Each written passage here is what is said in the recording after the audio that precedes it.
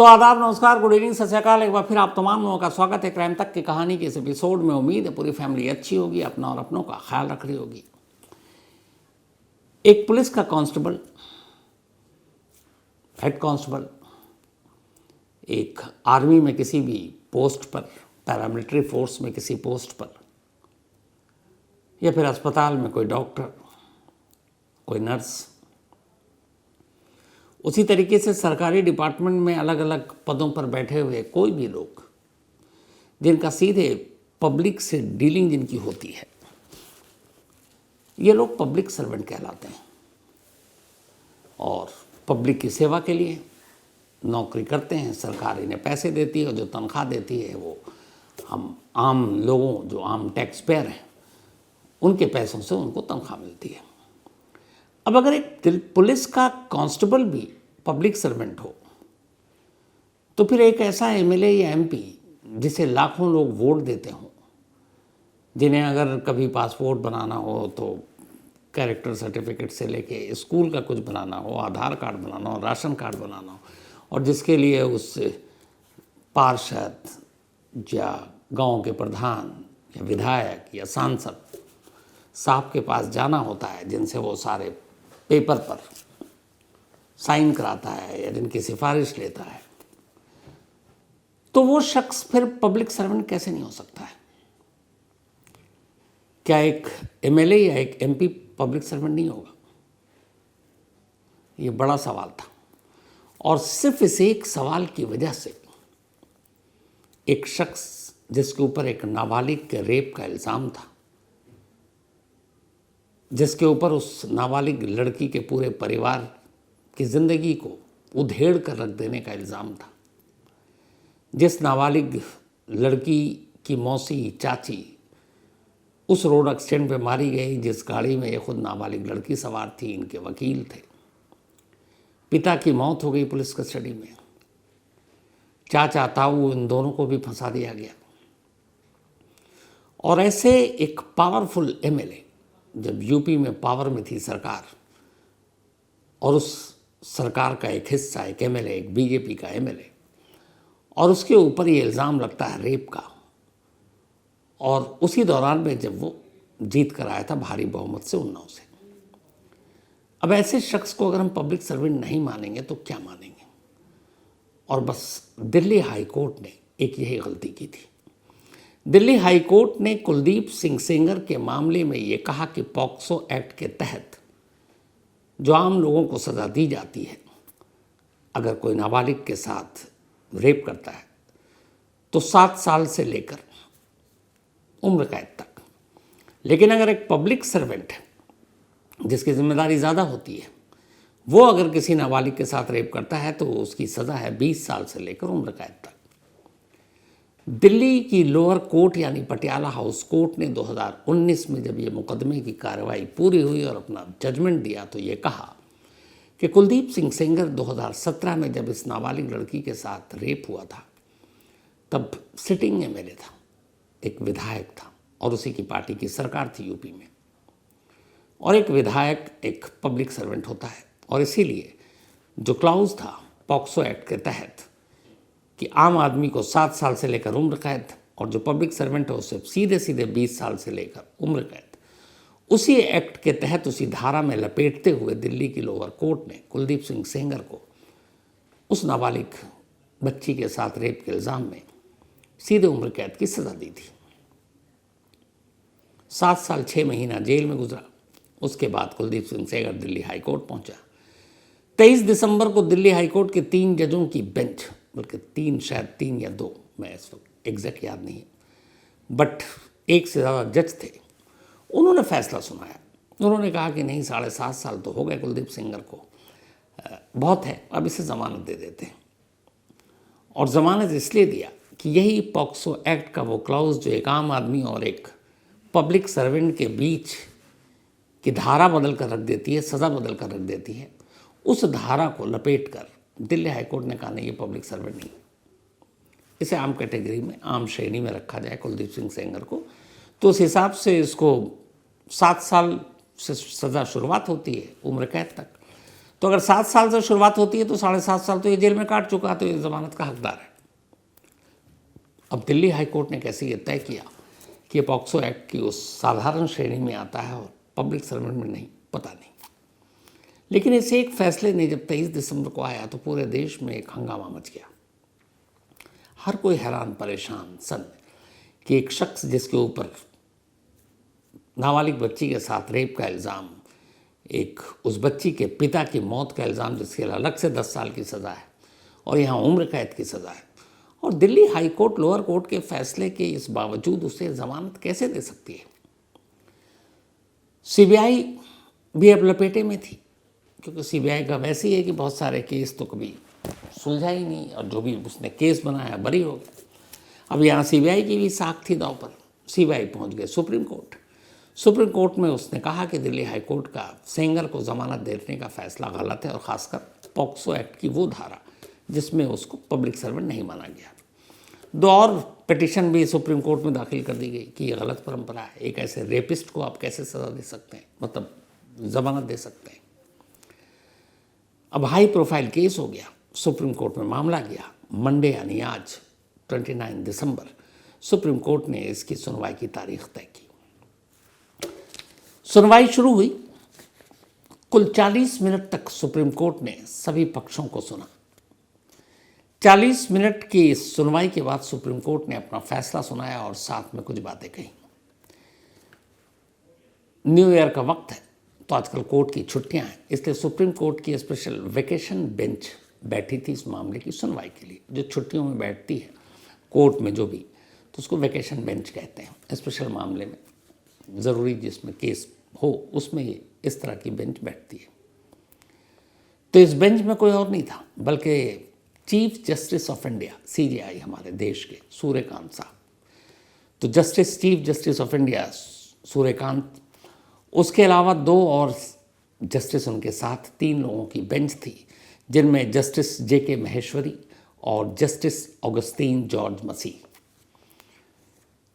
तो chief justice of India Suryakant, justice Maheshwari और justice मसीह, 3 लोगों की स्पेशल वेकेशन बेंच बैठी। 40 मिनट तक बहस हुई और 40 मिनट के बाद सुप्रीम कोर्ट ने अपना फैसला सुनाया। एक ऐतिहासिक फैसला इसे कह सकते हैं। फैसला यह कि सेंगर को जमानत देने का दिल्ली हाई कोर्ट का फैसला गलत था। ये सीधे सीधे उन जजों के लिए कमेंट्स था। चीफ जस्टिस सूर्यकांत ने अपने फैसले में जो कहा, उन्होंने कहा कि दिल्ली हाई कोर्ट के जो जजेस हैं वो भी समझदार हैं और बेहतरीन जज हैं। बाकायदा उन्होंने ये कहा है अपने फैसले में कि हाई कोर्ट के जिन जजों ने सज़ा सस्पेंड की यानी ज़मानत दी कुलदीप सिंह सेंगर को, वो बेहतरीन जजों में गिने जाते हैं, लेकिन गलती किसी से भी हो सकती है। ये चीफ जस्टिस ऑफ इंडिया ने कहा है दिल्ली हाई कोर्ट के जजों के बारे में। अब सेंगर की उस जमानत जिस पर दिल्ली हाई कोर्ट ने मुहर लगाकर कहा था जाओ आज़ाद हो जाओ, सुप्रीम कोर्ट ने रोक लगा दी। 4 हफ्ते का वक्त दिया है सेंगर के वकीलों को अपना जवाब देने के लिए, और अब जनवरी में इसकी सुनवाई होगी, शायद 23 जनवरी। अब जो मैं शुरू में कह रहा था कि दिल्ली हाई कोर्ट ने जो अपना फैसला सुनाया और सुप्रीम कोर्ट ने बदला, इस पूरे मामले में जो पीड़ित लड़की है उसके वकील हैं महमूद प्राचा। उन्होंने इस फैसले के बाद मीडिया से बात की और मीडिया से बात करने के दौरान उन्होंने कहा कि इंडियन एप्स्टीन गैंग के मेंबर सेंगर की ज़मानत पर रोक लगाई है सुप्रीम कोर्ट ने। अब ये शब्द क्यों इंडियन एप्स्टीन गैंग के मेंबर, इस वक्त पूरी दुनिया में सुर्खियों में, मैंने आपको कहानी सुना रखी है। अमेरिका के एप्स्टीन जो इस दुनिया में अब है नहीं, एक मुर्दा इंसान जिसने पूरे दुनिया के ताकतवर लोग, अमीर लोग, जिसमें कई पॉलिटिशियन, राष्ट्र अध्यक्ष, खिलाड़ी, बैंकर, आपके दानवीर, इंडस्ट्रियलिस्ट, एक्टर, डायरेक्टर, प्रोड्यूसर, ये सब डरे हुए हैं। एक मुर्दा शख्स है जिसकी मौत 2019 में हो चुकी, एप्स्टीन। क्यों? क्योंकि उसके घर के अंदर से करीब 95,000 ऐसी तस्वीरें निकली हैं और जिसके ऊपर खुद ही इल्ज़ाम है कि ये कम उम्र की बच्चियों का यौन शोषण करता, उन्हें ताकतवर, दौलतमंद और कई राष्ट्राध्यक्ष, मतलब सारे बड़े बड़े लोग, उनके आगे उन्हें जबरन पेश करता। मतलब अय्याशी का अड्डा चला रखा था एप्स्टीन ने, और इस अड्डे पर दुनिया के तमाम शरीफ नकाब पोश लोग पहुंचते थे। बहुत सारी तस्वीरें तो आ ही गई हैं, लेकिन अब इसमें से कौन कौन उस तरफ जा रहा था ये तो पता नहीं, लेकिन नाम आ रहे। तो अब एप्स्टीन क्यों कहा गया, उसकी वजह ये थी कि वो भी नाबालिग और कम उम्र की बच्चियों का शोषण करता था, उनका एक तरह से व्यापार करता था। और इसीलिए इस नाबालिग रेप विक्टिम के वकील महमूद प्राचा ने कहा कि ये इंडियन एप्स्टीन गैंग का मेंबर है, कुलदीप सिंह सेंगर, क्योंकि इसके ऊपर भी एक नाबालिग बच्ची के रेप का ही इल्ज़ाम था। तो खैर सुप्रीम कोर्ट ने जब दिल्ली हाई कोर्ट का ये फैसले के सामने रखा गया, तो जो पूरी बहस थी, सॉलिसिटर जनरल सीबीआई की तरफ से पेश हुए तुषार मेहता, उन्होंने कहा शायद दिल्ली हाई कोर्ट इस बात को समझ ही नहीं पाई कि पॉक्सो एक्ट के वो सेक्शन जिसमें एक आम आदमी और एक पब्लिक सर्वेंट के बीच की जो लकीर है, फ़र्क है, उस पर बात ही नहीं कर पाई या समझ नहीं पाई। हालांकि यहाँ पर कानून बनाने वालों की भी गलती है। जब निर्भया केस हुआ उसके बाद पूरे देश में जब गुस्सा था, तब ये हुआ कि नहीं, ऐसे मामलों में ख़ासतौर पर बच्चियों के ख़िलाफ़ होने वाले यौन शोषण के मामलों में ऐसा सख्त कानून बना जाए कि कोई ऐसा करने से भी डरे 10 बार। तो फिर ये पॉक्सो एक्ट आया। अब पॉक्सो एक्ट जब आया तो उसमें ये डिफ़ाइन किया गया कि अगर पब्लिक सर्वेंट होगा तो उसे सज़ा ज़्यादा दी जानी चाहिए, क्योंकि एक नज़ीर बने। लेकिन उसमें कहीं ये मेंशन नहीं किया गया। बाकी लोगों का तो किया गया कि पुलिस वाले हैं, कांस्टेबल भी है, तो वो उसको सज़ा 20 साल से शुरू होगी। आर्मी में, हॉस्पिटल में, हर जगह, सरकारी दफ्तरों में। लेकिन कमाल ये है कि जो पॉलिटिशियन हैं, जो एमएलए हैं, एमपी हैं, उनको क्लियर कट डिफाइन ही नहीं किया गया। अब ये जानबूझकर की गई गलती है या क्या है मुझे नहीं मालूम, लेकिन एक एमएलए, एक एमपी पब्लिक सर्वेंट कैसे नहीं हो सकता, ये बात तो समझ के परे है। और सुप्रीम कोर्ट के चीफ जस्टिस ने बाकायदा आज अपने फैसले में सुनाते हुए उन्होंने कहा कि ये बात हैरान और परेशान करने वाली है। जो उनका एग्जैक्ट कोट है वो ये है कि ऐसा कैसे हो सकता है कि पॉक्सो कानून के तहत एक पुलिस कांस्टेबल को लोक सेवक यानी पब्लिक सर्वेंट तो माना जाए, लेकिन किसी चुने हुए जनप्रतिनिधि जैसे विधायक या सांसद यानी एमएलए या फिर एमपी को इस दायरे से बाहर कर दिया जाए।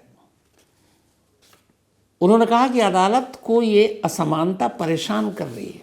तब ये नाइंसाफ़ी है, गैर बराबरी है कि बाकी लोग तो हैं, कांस्टेबल तक को तो आपने नाप दिया, लेकिन एक इतने बड़े जिम्मेदार पद पर एक विधायक, एक सांसद, उसको आपने बख्शा हुआ है, डिफाइन ही नहीं किया, जिसका फ़ायदा सेंगर दिल्ली हाईकोर्ट में लेने जा रहा था। लेकिन खैर सुप्रीम कोर्ट को भी फिर लगा, और जिस तरीके से ये सब कुछ हुआ,